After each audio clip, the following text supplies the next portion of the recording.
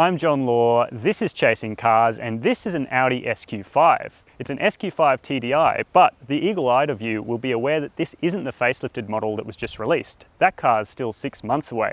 This Daytona Grey example we have here is in fact a TDI, of which only 240 are coming to Australia, right at the end of this second generation Q5's lifespan. Now, we're going to take a look at it today and check out the interior, the styling, and of course we're going to take it out for a spin and see if the customers were right to demand that Audi bring the TDI model back to Australia.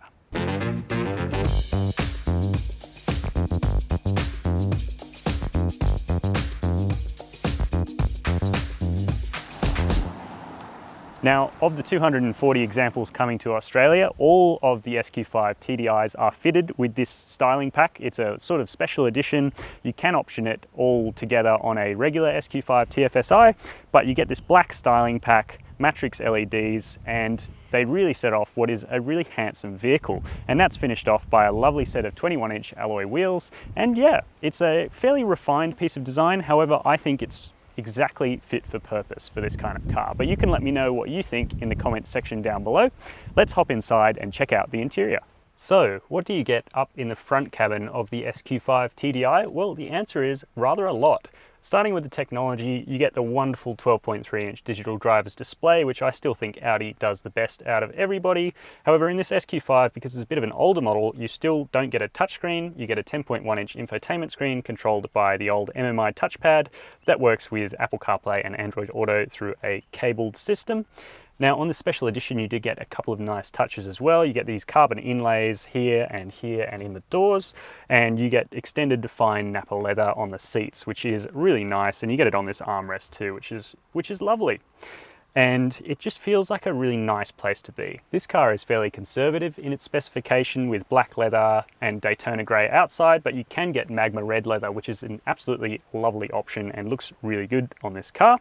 As for other amenities, you get a wireless phone charging system here, and you get two cup holders below the center armrest. One of them's cooled and heated, which is a really nice little touch for hot coffee. It's also adjustable, and you've got a little rubberized tray beneath that, so you can get really nice and comfortable. The other goodies you get are heated seats with a massage function, which is just such a lovely touch on a long road trip like we've been doing today. And the steering wheel itself is really nicely appointed in leather, and it's got a flat bottom because it's an Audi S model, of course. Not that you really need that, but yeah, it's just a really nice cabin to be in, and everything feels well put together, and there's a decent amount of soft touch up on the doors and nicely sized door bins in relative practicality. So while it doesn't feel perhaps as up to date as something like a Mercedes-AMG GLC 43, everything does just feel that little bit more high quality than that car. Not to mention the panoramic roof included in this limited edition SQ5 TDI as well. So all in all, it's pretty good. What's the backseat like? So what's it like in the backseat of the SQ5? Well, it's really roomy, and this is one of the reasons you'd go for a SUV like this over a similarly sized Audi S4 Avant. So at 6'2", I've got plenty of headroom here, which is unusual in a back seat like this, even with a panoramic sunroof. My legroom behind my own driving position is pretty generous as well, and footroom is obviously excellent because that seat in position is nice and high. Now, as for amenities back here, you've got your own adjustable climate setting back here with 2 air vents, and you've got soft touch materials. The carbon inlays continue back here, as does the fine Napa leather, so these seats are extremely comfortable. Now, there's enough width across the back bench of this vehicle that you could fit 3 in comfort. However, the floor hump is pretty significant, so the middle occupant will have to splay their legs a little bit. And for most of the time, when you've only got 4 people, you get this really broad armrest with nice little pop-out cup holders, which are not quite big enough to hold a properly sized bottle, but they fit your small coffee cup really nicely indeed.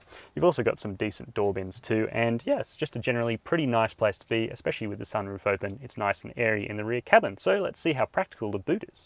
Around the rear of this wagon-bodied SUV, the attractiveness continues without being particularly overt. You've got these really nice LED rear taillights here, and you've got the black package which extends to this diffuser, which I'm not exactly sure it does anything, but it still looks pretty good. Now, under the standard electrically operated tailgate, you have 550 litres of boot space, and on this S model you get a really nice little cargo net in there, and yeah, it's a really good, easy to load space. There is a tiny bit of a load lip, but at least it's covered in nice shiny bright work, so that all looks nice and good. And you can lock the car from that little button up there. And it's a great space to store stuff, super practical as you'd expect from a car like this. So let's close that boot and take this thing out for a spin on the road. So let's find out what this SQ5 TDI is like to drive out on the road, and the overwhelming dominating part of this drivetrain is that engine. It's just such a lusty thing. It makes 255 kilowatts of power, 700 newton meters of torque, and those are really good outputs for motivating this car along a good country road and in the city as well. They're meaningfully more than the petrol V6, which pumps out 270 kilowatts, so slightly more power, but quite a lot less torque at 500 newton meters. And this car's actually 0.3 of a second faster to 100 k's an hour. So the diesel wins, I guess, on that front. And it just suits the character of a big SUV a little bit better, in my opinion. Now, there's active sound design things going on and all sorts of wacky business, but what that ends up meaning is that this engine actually sounds really, really muscular and punchy. It almost kind of sounds like a lumpy V8. It's obviously gravelier than that, but the way they've tuned the sound makes it sound almost like a V8, especially at idle and just above idle. And when you've got it in sport mode, it doesn't sound like an ugly diesel like you would have expected a diesel to sound like in the past. So I'm a really big fan of this engine. And that's hooked up to an 8-speed automatic. So it's a torque converter unit, so it's not a dual clutch, but that's so it can hold all of this torque, and it works really nicely. It's really crisp. It obeys your commands really well on the shifters here. It's great. It shifts through the ratios, and when left to its own devices as well, it's a great thing to use. It's nice and smooth and punchy enough that you sort of feel like you're making really good progress. It's not as punchy as the one in the petrol, which gives you a real slam in the back, but this gearbox is lovely in my book. And speaking of the active sound design, that's all hooked up to the drive modes, which is actually also hooked up to the chassis and the suspension. Now, this SQ5 TDI gets standard air suspension, and it's adaptive as well, as you'd expect. And you've got a couple of different modes. So you've got comfort, eco, and all-terrain. It can adjust its ride height by up to 60 millimeters, which is pretty cool. But it's best left on the road because we're basically driving only on tarmac on this drive day where these cars are going to spend most of their time. I like to leave it in auto setting. Now, comfort's nice and soft and is really nice for when you're driving around town and not in a hurry. Sport is a little bit firm and causes things to sort of just move around a little bit. On a nice smooth road, it's good, and it does give improved body control. However, I am a bigger fan of having it in adaptive because it keeps it on top of things, and it stiffens the car up when you need it stiff and lets it relax when you're sort of cruising along a nice open country road like this to give it a great feeling. It also adjusts the throttle response, which, despite the fact that this car is running a mild hybrid system and an electric turbine that keeps up to 2.4 bars of pressure in the turbo, which is pretty cool. So in theory, it's got really, really snappy throttle response, but in reality, it's still a diesel. So it's still got that slightly doughy initial response before getting into the rev band. And once you're in the rev band, the response is then really good. It's just a slight doughiness off the top. As for dynamics of this vehicle, it is a big thing, but when you turn it into a corner, it shrinks around you like you really wouldn't expect. It's a pleasant thing to drive down a country road. It's best pushed to sort of maybe 6 or 7 or 8 tenths, and using that quattro oil drive system, which can send 85% of torque to the rear wheels, as a really nice drive out of corners feeling. And it gives you that sort of secure, very Audi-esque feeling. The steering as well is best in dynamic because in comfort it's just a little bit light, but it's not too heavy in dynamic like you would sort of expect from other competitors like a BMW. So overall, it drives really nicely. Now, the safety features you would expect on a car at this price to be pretty awesome, and indeed they are. So you've got adaptive cruise control standard with lane keep assist as well, and that works really well.